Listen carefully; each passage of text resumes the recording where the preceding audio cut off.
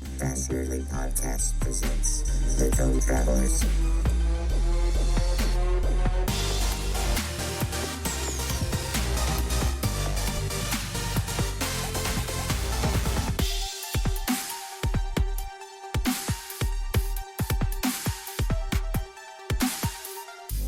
Hello, and this is John with Passion Early Podcasts, and you are back for Tome Travelers, and this is our post-GenCon we don't have a name for it yet. We've never done this before. Yeah, but... We've kind of dropped the ball the last 2 years that we've gone.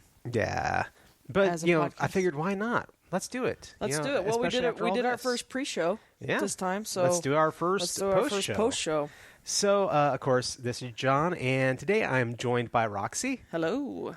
And today we actually have a special guest that we met at GenCon. Say hello to Cobb. Hi, Cobb. Hey, how's everybody doing? Doing excellent. So, one of the neat things about GenCon, of course, is going and meeting new people. Mm-hmm. And we amazingly met each other at GenCon, and you were in our game that we were running. Correct. The Star Trek multi-table massive thing. The big 8-table. If you guys have been following us on social media, you know that we did our producer Matt with the Nerds Domain wrote up a module for Star Trek Adventures called Seed of Destruction, and or Seeds. I think it's just Seed. He argued about they misprinted it, so whatever it was supposed to be is it's kind of one of those not things. What everybody knew it as, but it'll probably end up that way because it was in Gen Con's book and people are going to look for it that way. Well, that's probably true. But anyway, so we ran an 8-table fleet adventure, and John and I both GM'd individual ships, and Cobb was actually at my table on day 2. Mm-hmm. And we did some work that day. Our ship handled things. We did. so, and I have all the pride in the world saying that. So. Oh yeah. And of course, this was also your first GenCon, correct? Correct. Yeah, this is my first trip out there. Excellent. Yeah, that'll be good to get. I've only been going. This was my 3rd year, and it's John's 4th. But we've kind of done several things over the course of that. But I remember talking to you at the table. It seemed like you and you were there with a friend, right? Correct. You were there with Chris? Was that his name? With Chris, yeah. Yeah, and you guys had a lot of stuff planned. And wasn't it all multi-table? It was. Yeah. We had a multitude of events planned, and we went for the multi-table thing was all new to us. So yeah, we were very curious as to how it worked. Yeah, me too. I was very unsure how it was all going to come together. So how many, what are some of the other games you got in on that were like that? Let's see. So we did get into a game put on in the Mutants and Mastermind system. Nice. Sweet. We're fans of that. Yeah, Battle for the Infinity Gems. This one was a really interesting story. It was actually a continuation from last year's Gen Con. Oh. So last year's Gen Con, the title was Battle for the Infinity Gems, and they did a story for the Infinity Gauntlet. Essentially. And the way it ended and they the GM said that the way it ended last year, it left it open, so they decided to just continue the story. Nice. And then they let the story play out as to whether it ended this year or left it open to continue another year, all based on the player decision. Wow, that's awesome. So they they inadvertently did an Infinity War and Endgame arc. Correct. Inadvertently, yes. Yeah. Did not end the same way. Nice. And of course, Mutants Masterminds by Green Ronin and Ronin. Sorry, Chris. Shout out to Chris Promise and Crystal Frazier if they ever hear this. They're never going to hear. They're never going to hear this, but they of course are very much. It's Ronin. Well, that's their name. That's how it's pronounced. Yeah. I looked it up one time. A Japanese person told me that's how they say it. So. Yep. All right. Well, so moving on, of course, we're going to do some discussion here because this is, Roxy said. Wait a second, because that was not the only multi-table event you did, though. Didn't you do another one? We did. We did what they called the giant crossover issue. It was a game called The Hero Instant. I've never heard of that one. No, and we hadn't either, and that's what drew us to it. Like, it was a self-made game, and he's actually trying to publish it. He's still working out some of the kinks, it seems like, but it's free. Oh, nice. On his website right now, and his name was Andy. I don't remember his last name. But the game was called The Hero Instant, and it was essentially two realities, and then there was intermixing. So we ended up changing tables periodically based on things that we did and things of that nature. So interesting. It was another superhero one, but like I said, we were kind of drawn to the whole multi-table. Yeah, it sounds almost like looking at. No, I was going to say, and those were our two main things that we were looking for. Is the multi-table intrigued us. But we wanted to try systems we hadn't tried before. Yeah, awesome. So yeah, it sounds like maybe that game was dealing more with kind of like the multiverse idea, and correct. That's pretty cool. Those are huge themes going on in at least the cinematic comic book movies and stuff like that, which is about as far as my comic book knowledge goes, unfortunately. But John is a huge superhero fan, so he educates me on all things. I try to be nice. You'd think I'd know something more about superheroes since I work in a comic book store, kind of. I mean, I work on the game store, but we share a retail footprint with a huge comic book store. But anyway, yeah. So that's awesome. Now, one of my teams was doing True Dungeon. Did you guys do True Dungeon? We also? did. That was our fourth event. That we did. Yeah, they did some big stuff. We haven't done True Dungeon yet, but I have heard amazing things. Somebody I was just talking to did True Dungeon. A guy that comes into our shop. Really? He did. Yeah, Tim. Oh, okay. Got in on a late, like a spot opened up for True Dungeon, and so he went. I was like, craziness, but. But awesome. It sounds like you guys got to do quite a bit. I'm always a little too shy to do a whole lot as far as games go, but I have played a few games at cons. Yeah. So this was definitely for me our most relaxed year because after saying that and spending 10 hours GMing a fleet event, which that's saying our most something. Relaxed year. That was our most relaxed year because ever since I started going to GenCon, it has been semi-business related, or at least with the hope thereof.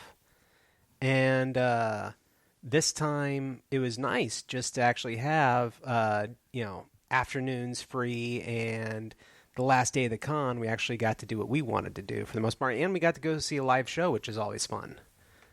But, I'm going to ask a few questions here because, anytime I get a guest on the show, I always love to ask some of these questions. And so, hey, here we go. So, so Cobb, tell me, how did you get into gaming?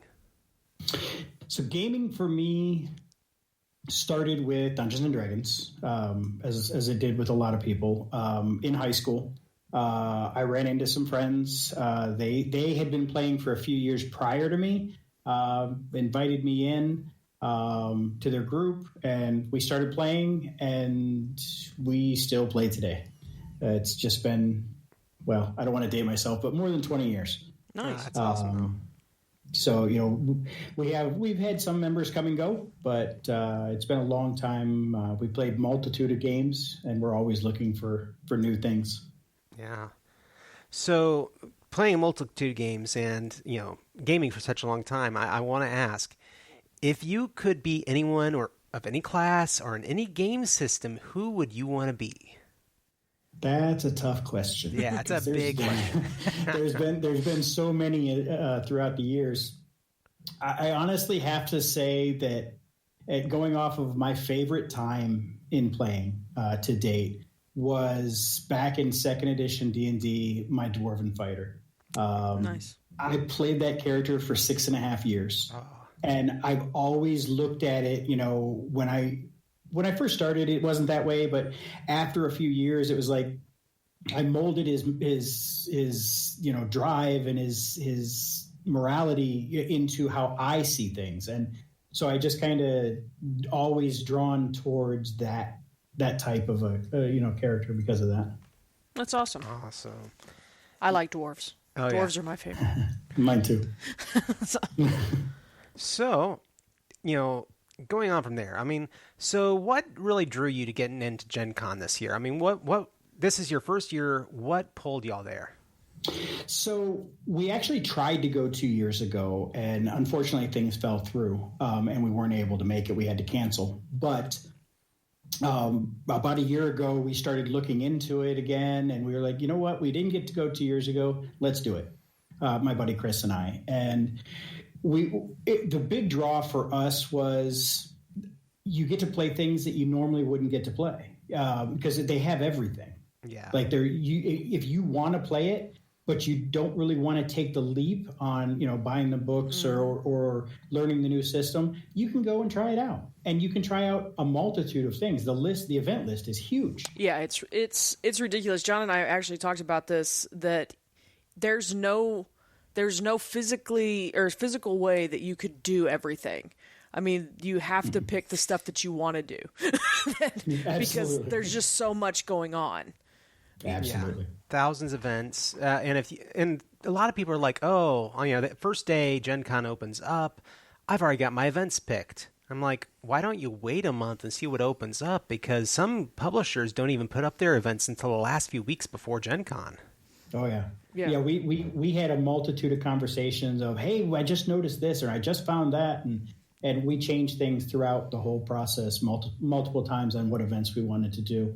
Yeah. And the second reason that drew us to Gen Con was, we DM. Like Chris DMs more than I do, but we don't get to play together very often. So, this was an opportunity that the two of us could sit down at a table and play together. Yeah. And it was a great experience. We did it years and years ago, but yeah, so it was a great opportunity that just let us come together and just play and not have to worry about the DMing side of it. Yeah. Oh, entirely. I mean, that's always been my thing with Gen Con. And this year I didn't do it as much, but usually I try to, any game that I don't, there are games that I play, or I should say there are games that I run for everybody else, but nobody else runs them. And Gen Con is an opportunity for me to go and play the games and have them run for me. And so that's exactly. I love that about it. Yep. So obviously, arriving at Gen Con, walking in the doors, what was your first impression? Wow.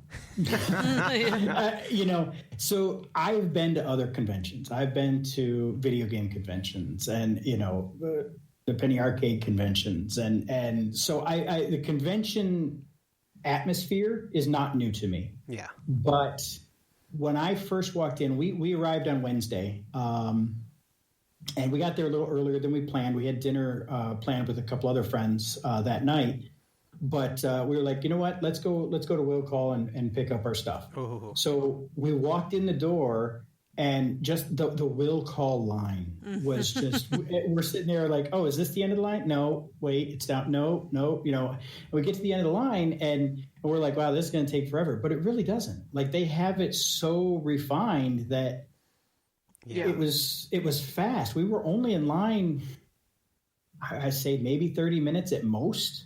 Oh, nice. Yeah. Now when we went back on Thursday, the line was 3 times as long, but I'm glad we did it on Wednesday, but that was the line that I saw, was the one on Thursday, and I was like, you know what? I'll go pick up my tickets on Friday when we get ready to leave.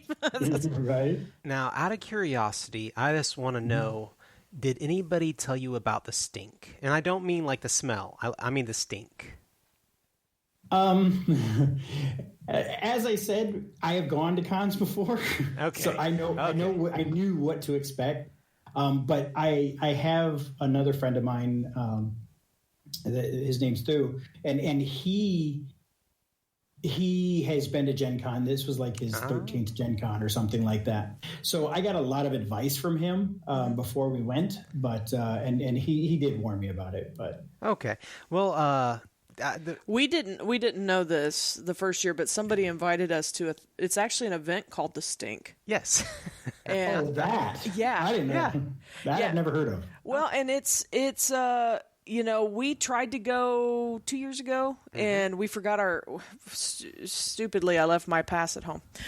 Well, just tossing this out there. But it wasn't in the yeah. convention center, so I didn't think I needed it. Yeah. But as a person who's now been a few times, and as a person, you being new, I want to tell you and other people out there about the Stink, and that is that it's supposed to be this hush-hush meeting that is available for tickets. You can buy tickets to it.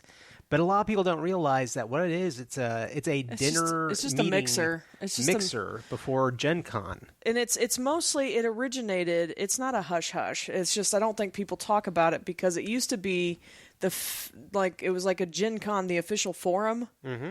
And they created it so they could put names to usernames, or faces to usernames. Yeah.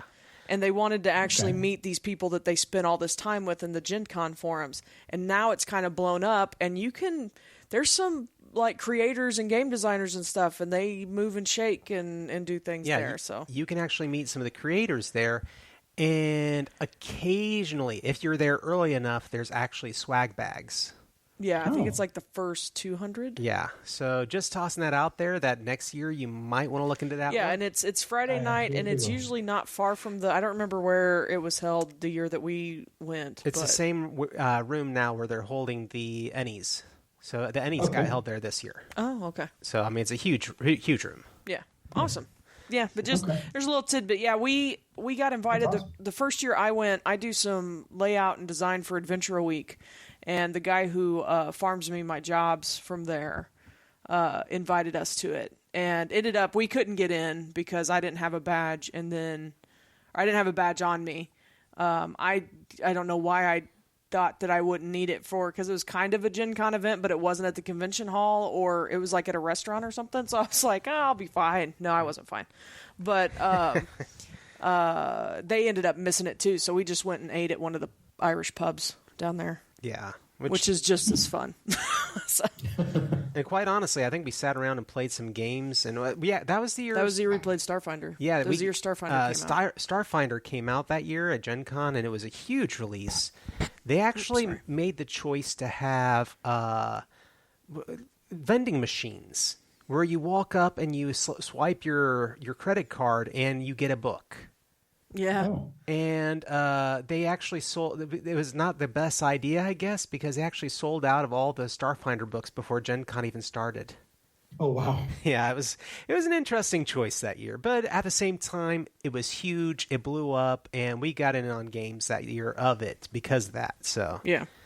But so obviously, you went to some of the big table events. Were there any other events that you went to that really stuck out for you in your mind? No, so those were the scheduled events that we did.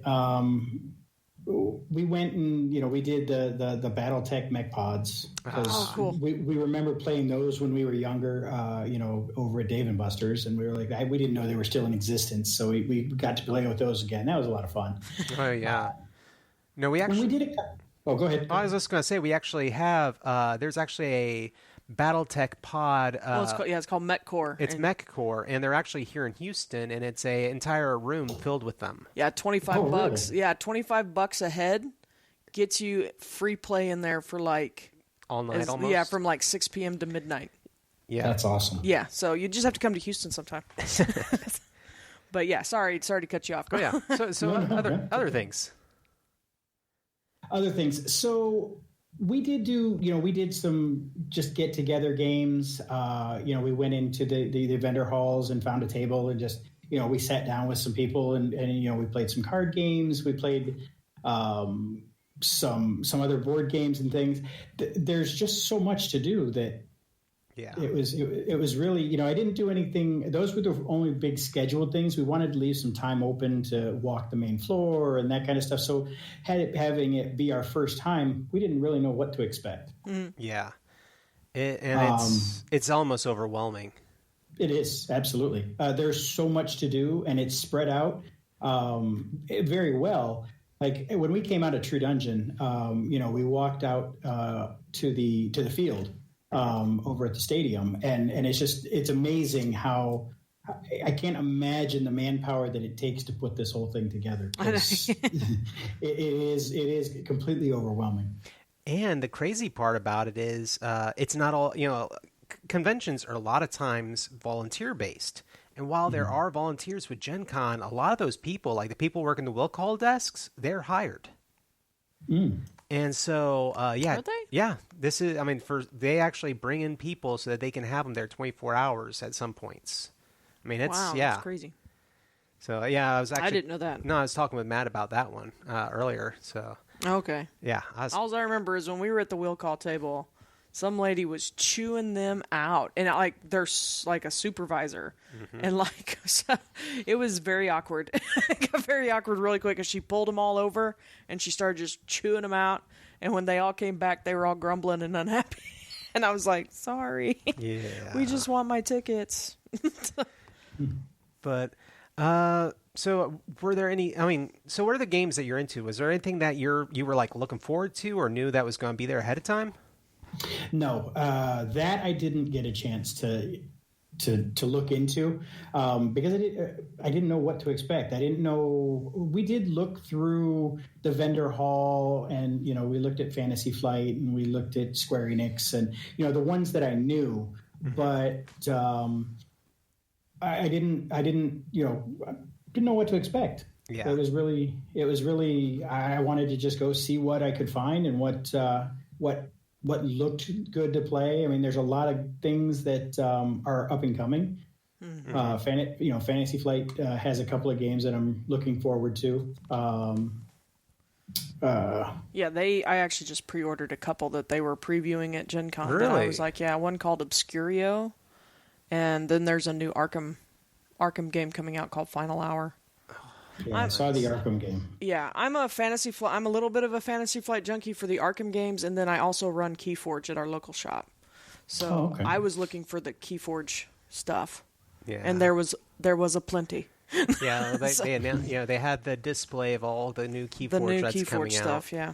And the show that we do, like our main show is called Tome Travelers, and that's what this is. Yeah, that's what this is. But we talk about stay on top of it, John. Oh, I'm trying. But we talk about all the different games and books that are coming out, and this year for me, I'm trying to think. So for me, this was kind of like the big cyberpunk year because we had Cyberpunk Red was available there. And, of course, everybody's, freaking out because Cyberpunk 2077 is hitting next year. And then Shadowrun had their physical book was released there at Gen Con. So you had that. Pathfinder 2nd Edition. This was their big release this year. And then hidden little things dotting throughout the area. Like, I had no idea that... Free Login, who is distributed by Modifius, were right behind the Modifius booth demoing their new Alien RPG, which is based off the old Ridley Scott movie. I did see that one, yes. Yeah. Oh. Yeah. I was excited for that one when I saw it. Yep. And then this year, other things that popped out to me in the end was like the amount of Savage World books that were there. They had a whole row. Whole case of it just filled. And I was just like, oh my goodness. I actually saw Savage World Rifts in the wild. And, of course, I like the Rifts concept, but I'm not I feel like a different system could do it some justice. Yeah. We played Rifts for a very short time years ago, and it just wasn't one we could get into. We tried, but it wasn't a system we could really jump into. Did you do Savage Worlds or Palladium? I believe it was Palladium. Yeah. Years ago, that would have been... and well, Savage Worlds and Rifts has been out for a while. Well, Rifts has been out since like the 80s, and Savage World... I know. Yeah.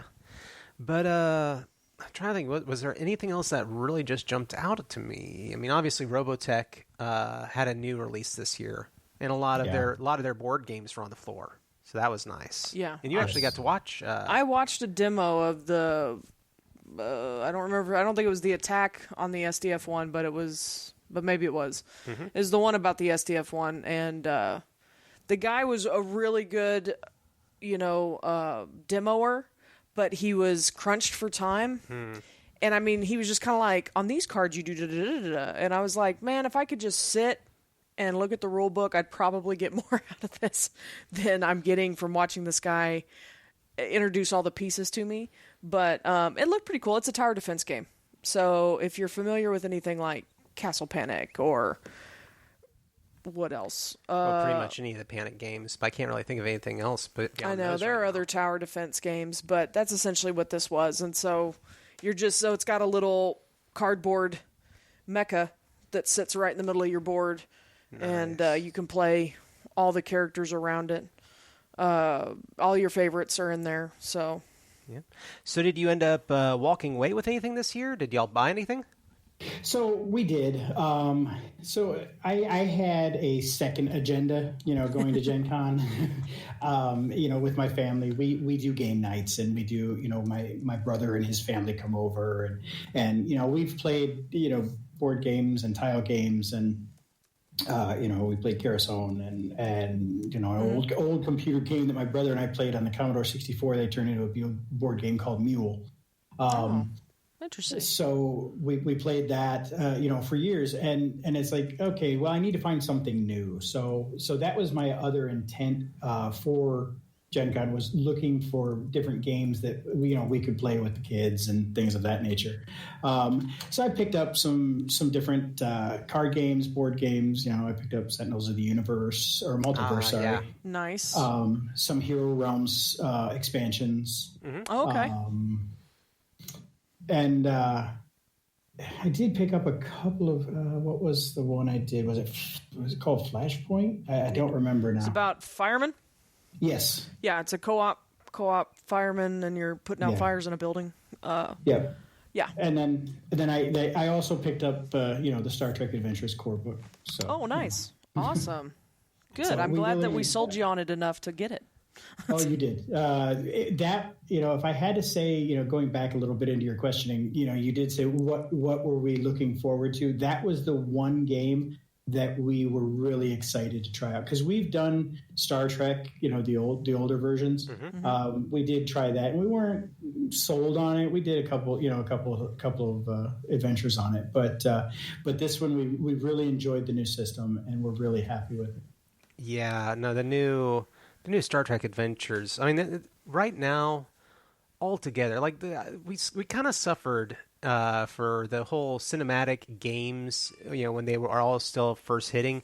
But then the new cinematic style RPGs that are coming out do what need to be done for that style of game. Where I believe Star Trek Adventures, and it's one of those kind of strange things where I grew up watching Star Trek with my dad, and I was also part of Star Trek Club at recess in the 4th grade, very briefly, with 2 other young men that had to quiz me on my knowledge before I was allowed to enter the holy sanctum of Star Trek Club that met over in the dodgeball area. But I did not keep up with it as much when I moved out and stuff. And so, but it was doing the living playtest for Star Trek Adventures that made me want to go back and rewatch the stuff that I had seen and watch the stuff that I had not. And one thing that I feel like with that system is it is a really good system for Star Trek, because you can run a very formulaic episode style game in that system. Mm-hmm. It's got... Mm-hmm. You can do scenes, and you can go between what this person's doing over here and what this person's doing over here, but they're still working together. And, it's still technically the same scene, but you're getting location changes, and you get there's even in the Sciences book, I'll spoil you a little bit. In the Sciences book, it is out. There's even a technobabble generator. Or it's in the operations book, because it's for the engineer. The engineer, you can actually roll on a table and get 4 different parts for technobabble. So if the captain's like, well, what's going on with the warp core? Well, he can rattle off some ridiculous. Yeah, the chrono crystals. Yeah. transmitter isn't aligned. Yeah, it's That's great. So I appreciate those little details that they threw in, because those are the things about sci-fi that sometimes is intimidating. I love sci-fi, but playing in a science fiction game, sometimes it's like, well, I don't know what I would say. Oh, yeah. What is wrong with the ship? I don't know. It's broken. Yeah. It's just not. It's not going. No, and that's one of the best parts about it, is that it's supposed to be science fiction. This is not, this is not hard science gaming. No. And I just think it's a fun system. I really fell in love with the 2D20 system, and getting to run it at this con for the first time was actually a lot of fun. I wasn't sure. I wasn't very confident in my own knowledge of the system until I got there, and I was like, okay, I know how to do this. This is a good system, I remember. And it was a very easy system to pick up on. Like, when you were first explaining it, I was like, oh, this sounds complicated. But within the first couple of scenes, I'm going to say, it was like, oh, okay, I understand how this works. Yeah. It's really well done, in my opinion. Yeah. So, keep on the lookout for more stuff from them, because I know that they just released the Alpha Quadrant book right before GenCon, I think like the couple days before, and they're going to have Delta and Gamma Quadrants should be coming out probably in the next 6 months-ish, maybe. So, but yeah, they have a book for each of the divisions, which adds to the core book for talents and stuff specific to the roles. But it's a very well thought out system, and they are taking a lot of time to make sure that they include all the important stuff. So, well, building on all this, we talked about what happened this time, coming to Gen Con and everything else. Now that you've done it once, obviously you're planning on going back? Oh, absolutely. And what do you think after this time? I mean, you've gotten a taste of it, and you've gotten to see a few things. Is there anything that you really think you're going to try to do next year?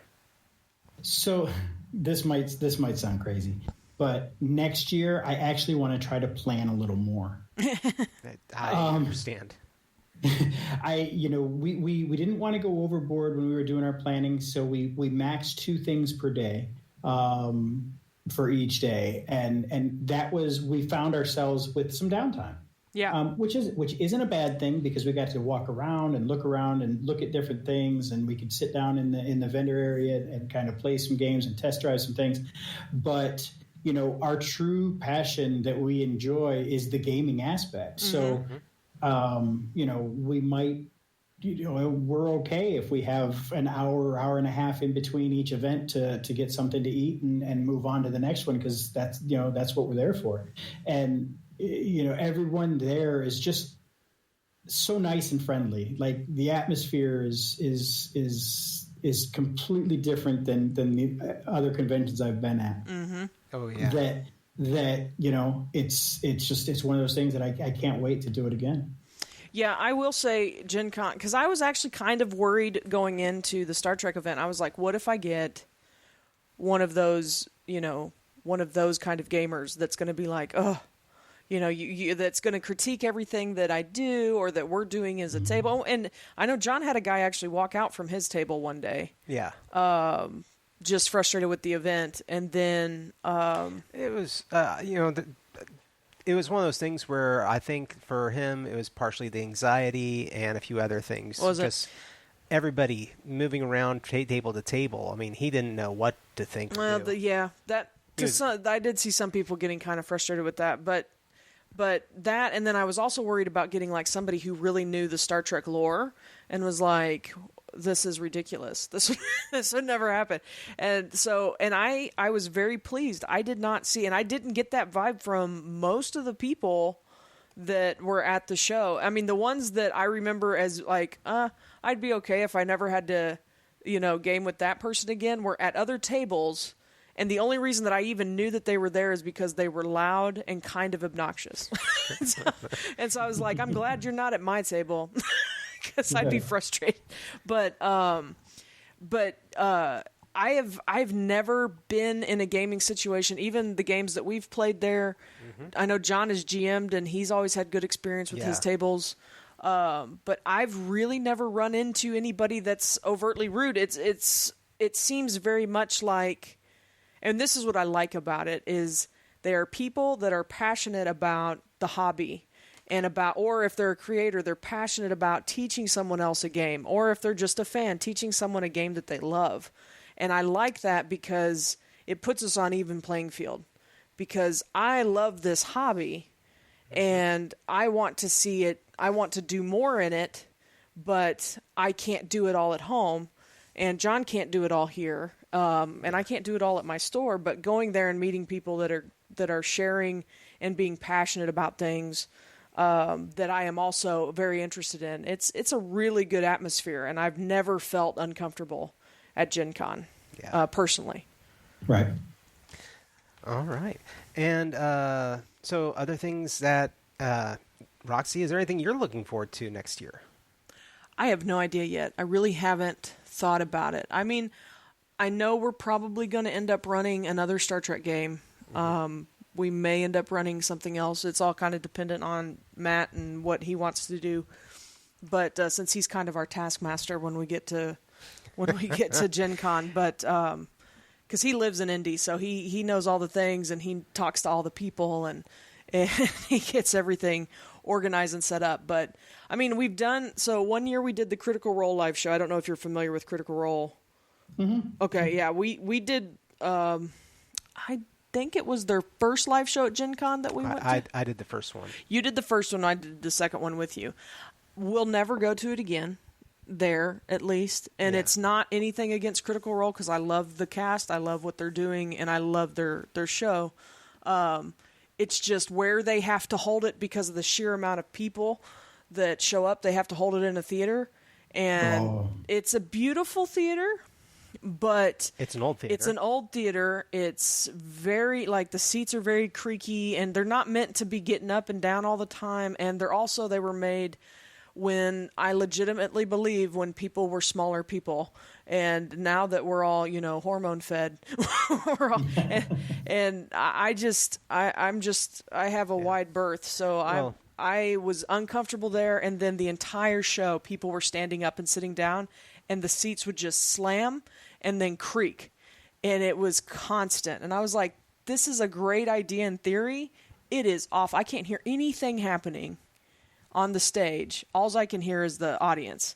Yeah. So the people I'll say this, the people at home for the live shows at Gen Con, live shows elsewhere might be different. But at that theater specifically, the people at home get a better show.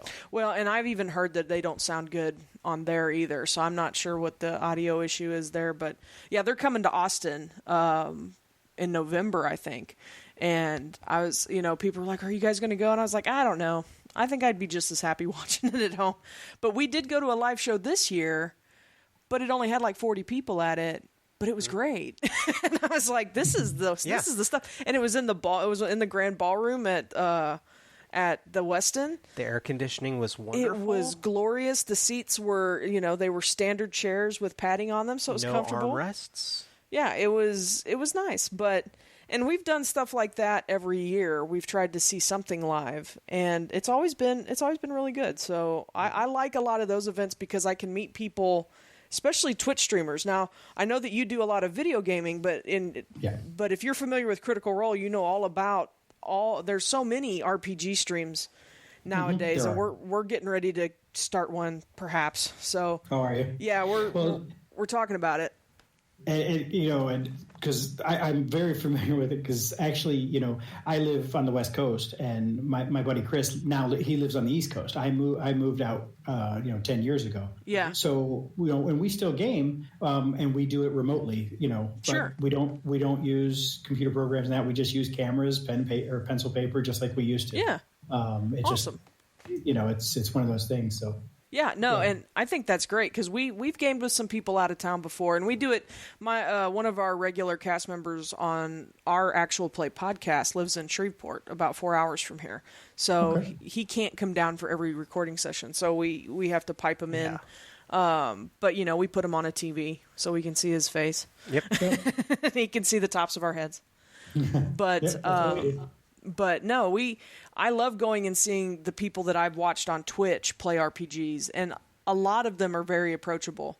And you just see him in the hallway, and it's like, oh, that's so-and-so. I get starstruck because that's just who I am. But John's like, oh, I'm going to go talk to that person that I've seen on TV. Yeah, I don't want to say I don't have any shame, but it's one of those things where... You have no shame. I mean, that might not apply here, but... But at the same time, I just look at people, I'm just like, they're just normal people. And I think sometimes there's a part of me that if I was in their position, I would appreciate it if somebody would treat me like normal, not like a celebrity. I actually have heard that which he doesn't go anymore or hasn't gone the last few years, but Will Wheaton had actually said that if you see him at a con just out, don't. Well, he was there one year. Yeah. Oh no, he was at PopCon. We saw him at PopCon in Indy, but yeah, he doesn't want to fuss, and I totally get that, and I know, and he's very open about like some of his mental health issues and stuff. But I know that our friend Matt saw him, I think, at True Dungeon, and they really wanted to talk to him, but out of respect for what he's requested, they don't. But I was like, man. Yeah. He walked past us in the mall. That's all I remember. Yep. I was like, wow, he's shorter than I knew. Well, yeah, there's that. And then Erica Ishii walked past us at one time, and I just nodded. And then, I can't remember her name, but one of the members of Broadswords was there. And I just kind of smiled. And I'm just like, I think it's better just to treat people. Yeah. We're all here for the same thing. Yeah. I agree. It's okay to walk up and say, "Hey, watched you for a long time," that kind of stuff. But they're just normal people, just doing their job. That's it. Yeah. And I mean, they're literally. That's a lot of the ones that we watch. They game because they love it, and oops, they got an audience. Well, they let you into their game. That's what they're doing. Yeah. And so, if I had the nerve, I would tell more people. I tweet a lot of people after I've had the opportunity to meet them and bypassed it. I'm like, I was there. It was great. Thank you. So I was like, but I'm too nervous to talk to you. Yeah.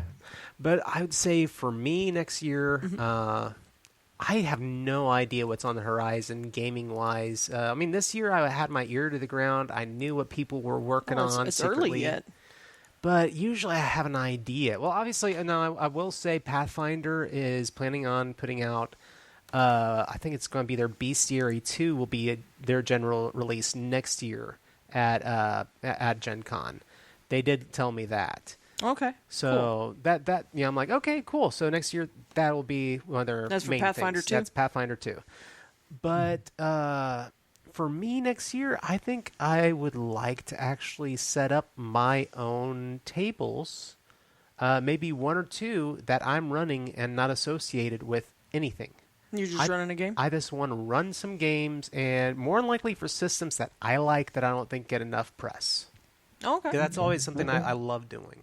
And see, and I think people do that all the time. I mean, and that's one thing, and I was going to tell you, Cobb, I mean, I'm sure you probably witnessed some of it, but if you're wanting to do more next year and maybe play more games and stuff, there are games going on in every room in that convention center all night long. Yeah. And, as much as we enjoyed the multi-table games this year, we were talking on the drive back, next year we might do the same, thing, but just look at smaller groups, smaller tables, because we've seen what the big tables do and we loved it. It's a great concept. I really liked it. Yeah. But now next year we're going to try something a little bit different. Yeah, awesome. No, I think I think you'll enjoy it, and you look out for our events next year. I mean, we'll be out there somewhere. Absolutely. Yeah. So, but yeah, we'll have to get back together, and if we can't play a game, we can at least get a drink or something. Yep, sure. I think that's going to be my big thing now. And this is something I've said before. Is I'm just going to put out a general announcement and be like, hey, I'm going to be at this location tonight to, have some food and maybe have a drink and meet me there if you want to hang out. Because there were so many people this year I did not get to see. Oh, yeah, we didn't see so many people. But and we kind of want to try to get housing downtown this year because, we stay with friends that live about 20, 30 minutes north, and which is super nice because it's super, super inexpensive. Free, but sometimes I'm like, if we could split a room at, one of the hotels downtown, it's still expensive, but just being being able to just go back to your room and drop stuff off, or go back and take a nap and then come right back to the convention center without having to worry about an Uber or a Lyft or any of that stuff. I'm like, oh, That's a big thing. Yeah, the convenience sounds very tempting, you know. It is. Yeah, that's the only thing, the only reason I really enjoy not staying at the convention, which, obviously I'm willing to change, but is there's so much good food that's not downtown. Not downtown. And you can get away from the crowds. No, and I get that too. But at the same time, I'm like, I there's think a lot I of could good food sacrifice downtown, too. that. I could sacrifice that. There's some just really to did you eat stay. anywhere good? Did you try any of the restaurants downtown? Cobb? You talking to me? Oh, Yeah, sorry. We went to Fogo de Chao. Nice. We have one of those here I want to go to. Yeah, I went to, the last convention I went to in San Antonio. We went to one. Oh, did you go to PAX South? Okay. Nice. Nice. Yeah, I'm going to try to go again this January if I can swing it with work vacation, but we'll see. I'm trying to get our company, our store has gone before, and I'm trying to get my boss to put me on that guest list if they go again this year. But yeah, we've tried I like the Ram, which is right down.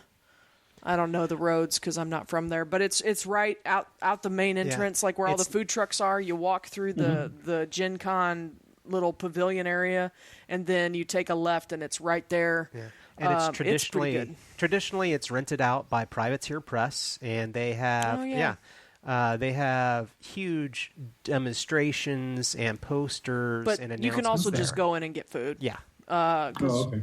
Yeah, in the past we've traveled with someone who was gluten-free, and they had a good gluten-free and allergen menu, allergen-free menu. And they serve some good food. And we actually went to, I feel like that's where we went for trivia. Yes, it is. One night. We did like a Geeks Who Drink trivia night there. I still say we were robbed. We were robbed, but it was fun. It was a lot of fun. A mutual friend hosted it. It was the Quizmaster. But I'm trying to think what else is down there. There's Brothers, which is a chain in that area, is good food. We're food people. Oh yeah, we're food. Yeah, but I usually am, but the way our schedule was this time, Sure. we ate at the convention center, and I wasn't disappointed. Yeah. No, the convention center's food's pretty good too. Yeah, we did walk across the skywalk once and went over to the mall. We ate over at the mall once. They've got a nice food to court. meet with people. They really do. Yep. No, we goodness, there's this. We actually have, I will say this, on our blog on passionately.com, we do actually have a getaway from GenCon guide, which lists some of the restaurants we like. Oh, I didn't know we had Nice. So it's some of the restaurants John likes because he's the one who did it. I didn't know about that. No. Well, I'm the one. Well, You're a blogger. I am the blogger, and at the same time, I'm usually the one who. Well, I'm not the only one who's like, let's get away from the crowds. Oh no! I love getting away from the crowd sometimes, and I will go anywhere for a cold drink and food, just about, which is probably a bad habit, but it's kept me alive this far. So, well, that pretty much covers most of everything for GenCon, but definitely want to go ahead and talk about what it is that you do. I mean, So and reason you ended up on the show. I mean, when Roxy was telling me that about at the end of the Star Trek Adventure game, and that she had met some great people, and one of them was a Twitch streamer, and I was like, and it was their first time. I was like, oh well, hey. I bet that they have equipment to where we could actually talk. Yeah, well, and then you tweeted John. And that was that. I was like, "That's him. That's the one that had the Twitch stream." Yeah. So, with your Twitch stream, what all do you do?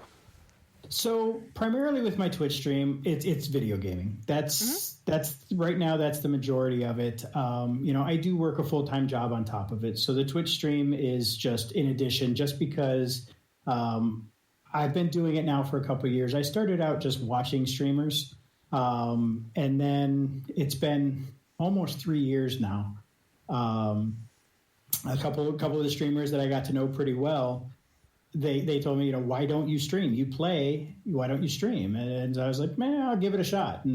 And the community that I get to spend time with is just a great community. So, I do it because it gives me an opportunity to interact with great people, and we have a good time together. I don't get to do it as much as I'd like because I have a full-time job and a family. So, and there's times where I have to take a break because work gets hectic. But, overall, the last 3 years, it's grown. And it's been great. Awesome. So, I know I followed your stream today. Yeah, and so did I. And so we will definitely be throwing that link down in the show notes so people can check you out, because we watch a lot of Twitch around here too. Mm-hmm. I have some favorite streamers because we're video gamers too. We're all around. Mm-hmm. We try to be well-rounded geeks. And I do a variety of games, but awesome. Right now I'm doing survival games. Okay. I'm doing Ark primarily at the moment. Okay. I do a little bit of 7 Days to Die. Okay. Awesome. I'm going to be getting into. I haven't decided yet. No Man's Sky just released a big update today, so I haven't decided if I'm going to jump into that one or not. I played it when it first came out, but So did I'm John. not sure. I'm not sure. I hopped in on it. They did another update not that long ago. I think it was like No Man's Sky Next was what they titled it. The Nexus, yeah. Yeah, and I was and I went and played it, and I was like, why couldn't it have been this when they released it? Because it was actually really good. Yeah. But supposedly today they had their next big update. I want to say it was called Beyond. No, not Beyond. I can't remember what it was called off the top of my head, but it just launched today, and it's supposedly supposed to be amazing. The trailers looked really good, so I'm kind of intrigued to check that out. I don't know if I'll stream it or not. It all depends on the interest. But and I would probably check it out first to just see that was the thing, because it was a great game. It really was. Yeah. It just needed a lot of work. And it didn't do what they hyped up. And that was its biggest downfall, was that Sony talked it up so stinking much that when it came out and it wasn't as, it had a long way to go to get to where their hype was. And I think if they'd have just, and I feel this way about a few other games too, because I'm a Mass Effect fan.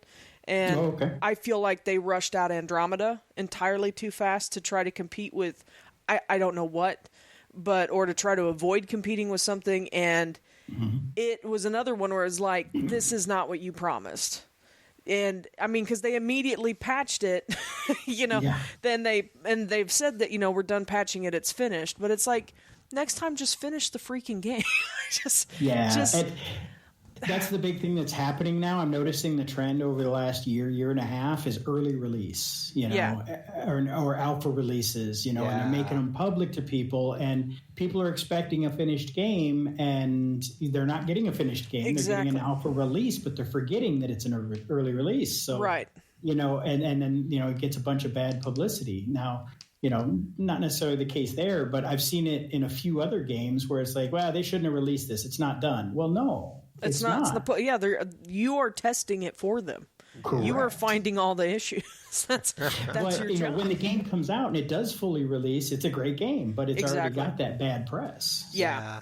And I think that's what happened with Andromeda, but because most people that have played it, that are fans of the series, actually walked away enjoying it. It's just, it was such a mess when it first came out, and the fact that it was a financial success but a critical failure, it's like, that just shows you how many people wanted what they advertised and didn't get it. So another example of that is definitely, I would think Fable. Absolutely. Yeah.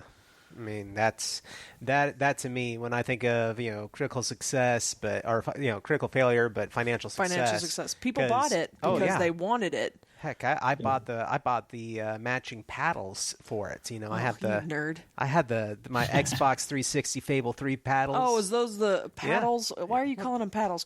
What do you want me to call them? Controllers. Okay, whatever. Paddles were on the Atari, They're and they big had enough a little spin dial. They're big enough I can drive a boat with them. Or, Okay. Whatever.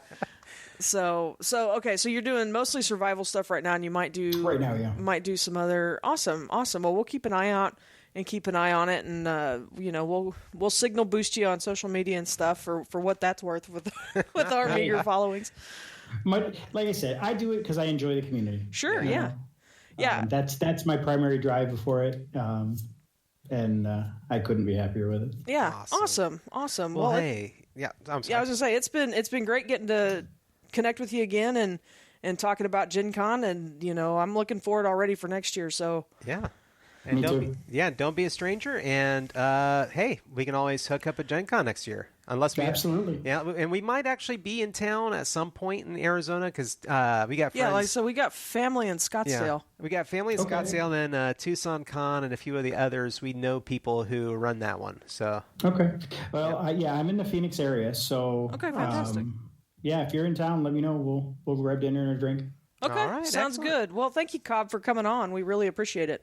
No, I really appreciate you guys having me. all right, we'll see you later. All right. Thank you. Bye. All right.